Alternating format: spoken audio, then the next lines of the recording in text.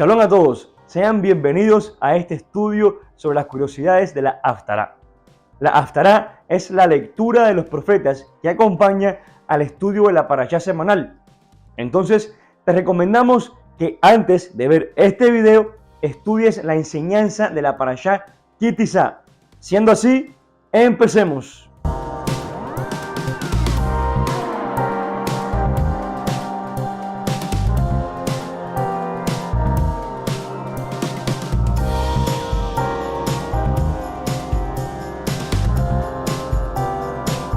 La Haftará de esta semana se encuentra en el primer libro de Reyes, desde el capítulo 18, verso 20 hasta el verso 39.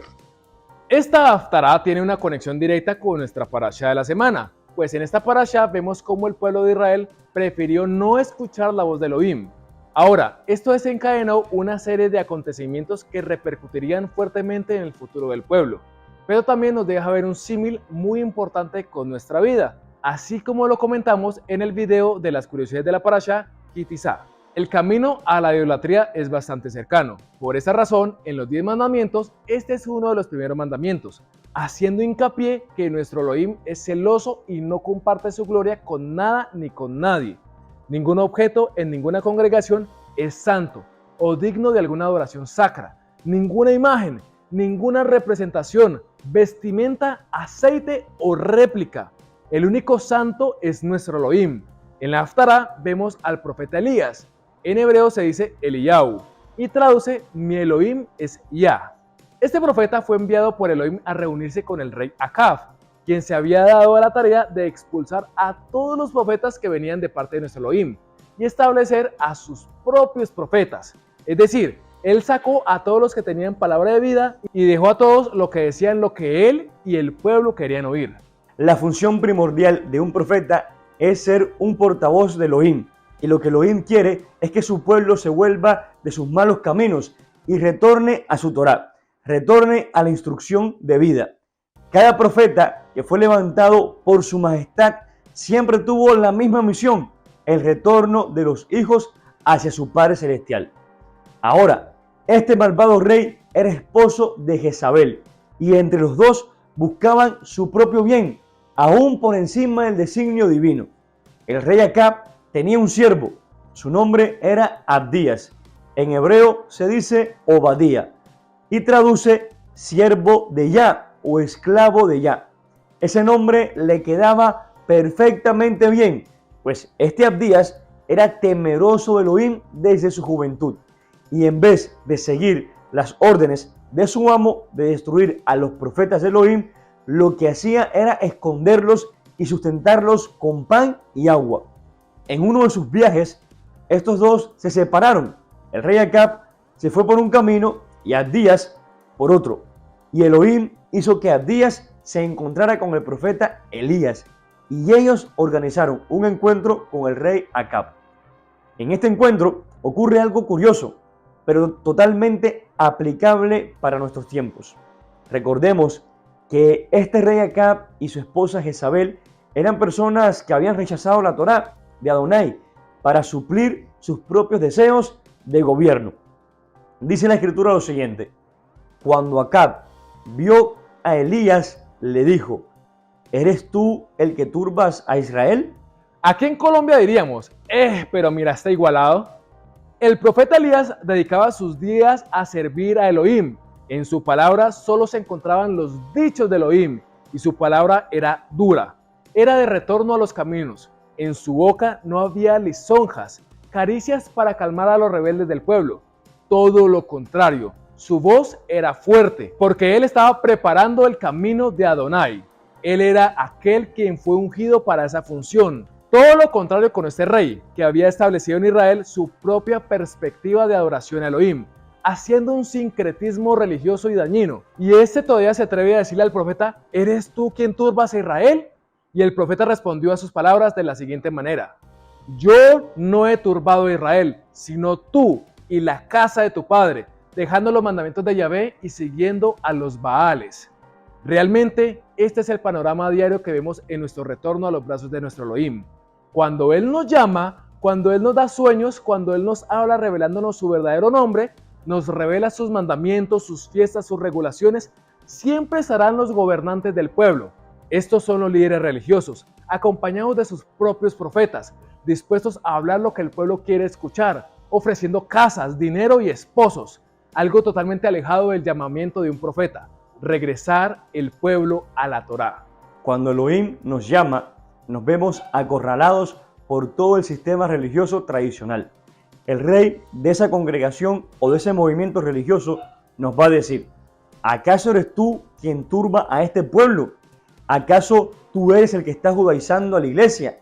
¿Acaso tú eres quien está en contra de lo que Dios nos ha revelado? Pero el espíritu de Elohim se mueve poderosamente en la vida de los suyos. Amado hermano, si Elohim te ha llamado a seguir su pacto, no eres tú el turbador de ese pueblo. Son ellos los que han dejado el mandamiento de Yahvé siguiendo a los Baales. Ahora, cuando el profeta citó a los profetas de los Baales, pronunció estas palabras: solo yo he quedado profeta de Yahvé, mas de los profetas de Baal hay 450 hombres. Amada familia, esto nos quiere decir que la mayoría no siempre tiene la razón. Elohim está levantando a su novia en medio de las naciones. Él está llamando a su pueblo, a su remanente, en medio de las religiones, de las doctrinas, de los movimientos, en medio de la paganidad. Él está llamando a los suyos. Él no quiere un pueblo que crea que lo puede adorar en cualquier día de la semana, o que puede decirle cualquier fecha al azar, o que puede usar una celebración pagana para hacerle honor a Él. Él quiere que su pueblo lo adore en espíritu y en verdad. Quiere que seamos 100% integrales en nuestra dedicación a Él. Por eso, el profeta les dice a ellos: ¿hasta cuándo vacilarán entre dos opiniones? Si Yahvé es Elohim, síganlo, y si Baal, síganlo a él. Pero el pueblo no le respondió ni una palabra.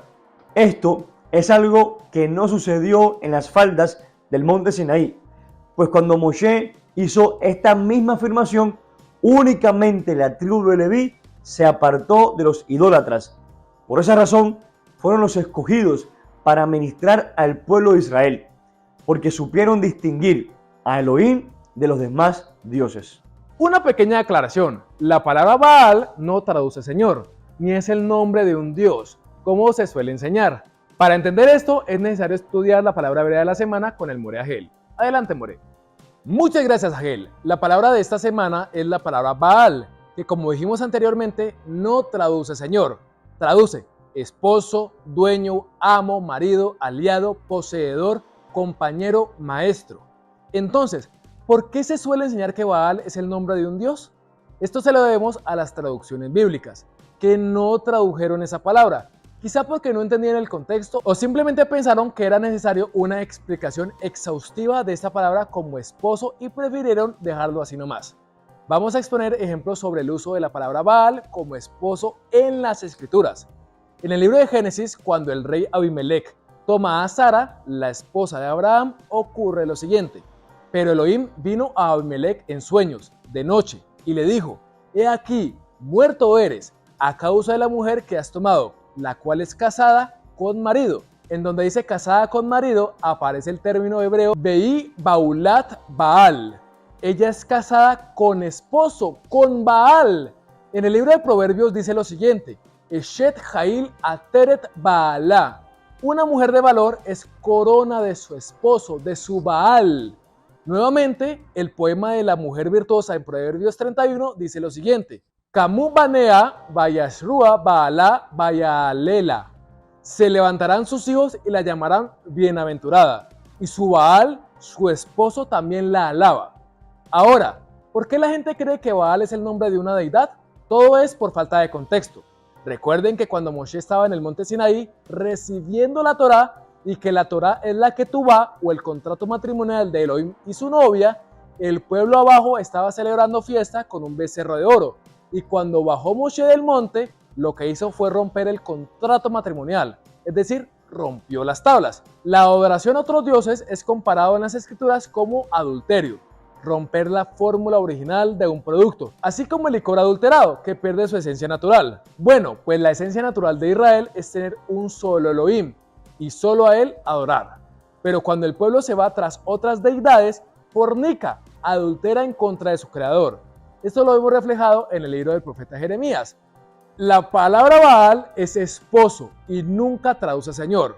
Con esto terminamos la palabra hebrea de la semana. Sigamos con el estudio, Agel. Muchas gracias, Moria Agel. A este conocimiento podemos agregarle aún más citas para que nos quede claro este concepto, pues no hace ningún sentido que en el libro del profeta Oseas Elohim manifieste la incomodidad, si podemos llamarle así, de que el pueblo deje de llamarlo Baal.